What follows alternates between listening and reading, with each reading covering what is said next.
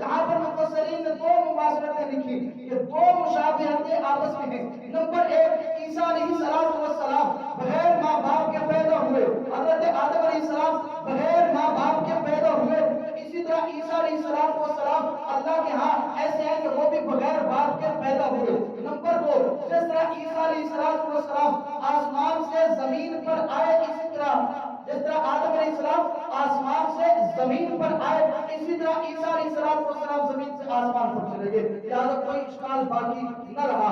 Number دو، الزامی جواب ذہن میں رکھیں، سورۃ مائدہ، اس مائدہ کا شان نزول آپ علماء سے پوچھے پڑے۔ حضرت عیسیٰ علیہ السلام کی قوم جا رہی ہے، ایک صحرا میں پہنچتی ہے، حضرت عیسیٰ کو عرض کرتی ہے کہ آپ اللہ سے دعا کریں کہ آسمان سے دسترخوان اترے، اس پہ کھانے لگے ہوئے ہوں، ہم بھوکے ہیں، کھانا کھائیں گے پھر آپ کے ساتھ آگے چلیں گے۔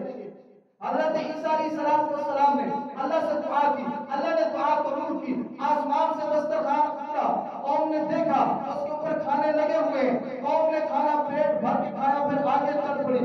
اب یہاں پہ جو اللہ عیسیٰ علیہ السلام کی دعا پہ آسمان سے دسترخوان اتار سکتے ہیں، کیا وہ اللہ عیسیٰ علیہ السلام کو آسمان سے زندہ نہیں اتار سکتا؟ سمجھ آ رہی ہے؟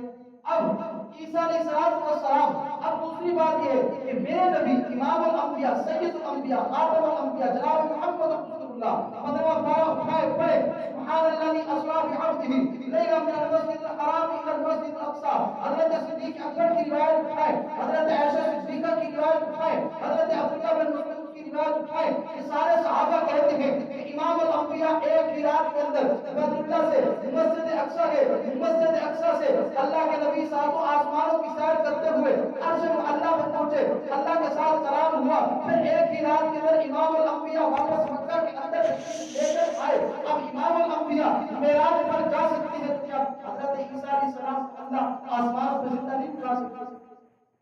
اب یہاں پر بات آگے لے کر آئے، حضرت عیسیٰ علیہ السلام آسمانوں پہ زندہ ہے، حضرت عیسیٰ علیہ السلام آسمانوں پہ زندہ ہے۔ ایک وقت آئے گا عیسیٰ بیٹا مریم کا، جس کو ہم نے زندہ آسمانوں پہ اٹھایا ہے، وہ دمشق کی جامع مسجد کے چھٹی مینارے کے اوپر اس کا نزول ہوگا۔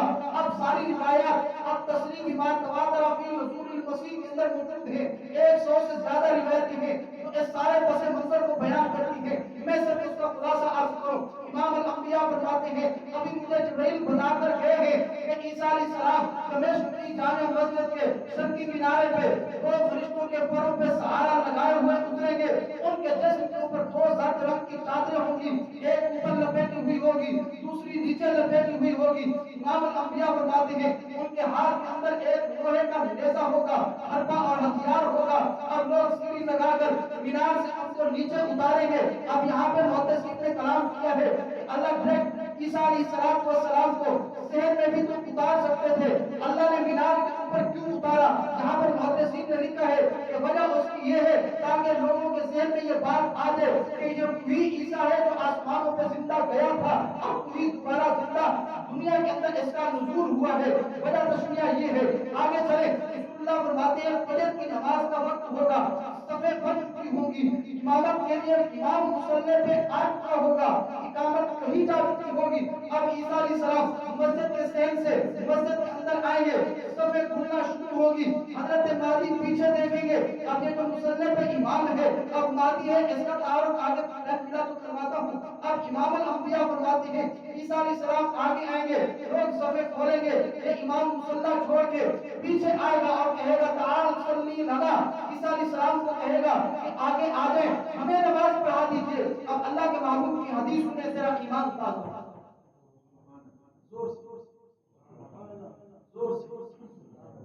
اللہ کے محبوب فرماتے ہیں عیسیٰ علیہ السلام امام پشت پہ ہاتھ آگے مصلی پہ کھڑا کریں گے اور یہ اعلان کریں گے کہ آج عیسیٰ بیٹا مریم کا نبی بن کے نہیں آیا، محمد رسول اللہ کا امتی ہے۔ لَتُؤْمِنُنَّ بِهِ وَلَتَنْصُرُنَّهُ، پیچھے ہے میں آیت پڑھی، لَتُؤْمِنُنَّ بِهِ وَلَتَنْصُرُنَّهُ، آج عیسیٰ بیٹا مریم کا محمد رسول اللہ کا امتی بن کر آیا ہے۔ آج نبوت بھی محمد رسول اللہ کی ہے، رسالت بھی محمد رسول اللہ کی ہے، مکان بھی انہی کا ہے، زمان بھی انہی کا ہے، عزت و جلال بھی انہی کی ہے۔ میں عیسیٰ بیٹا مریم کا ان کے تابع ہو کر آیا ہوں۔ آگے سنیے، عیسیٰ علیہ السلام مہدی کی قیادت میں نماز پڑھیں گے، سلام پھیریں گے، مسجد کے دروازے سے آگے نکلیں گے۔ میرے نبی فرماتے ہیں حضرت عیسیٰ علیہ السلام جب آگے نکلیں گے تو یہودیوں کا لشکر دجال کی قیادت کے اندر مسلمانوں کا محاصرہ کر چکا ہوگا۔ ہم اللہ کے محبوب فرماتے ہیں حضرت عیسیٰ علیہ السلام دجال کا پیچھا کریں گے، دجال عیسیٰ کو دیکھ کر ایسے پگھلے گا جیسے پانی کے اندر نمک پگھلتا ہے۔ قربان جائیے، میرے نبی نے ایک ایک چیز کو کھول کھول کر بیان کیا ہے۔ اللہ کے محبوب فرماتے ہیں عیسیٰ علیہ السلام پیچھے ہیں، دجال بھاگے گا، مقام لد کے اوپر پہنچے گا۔ اللہ کی قسم لد کیا تھا؟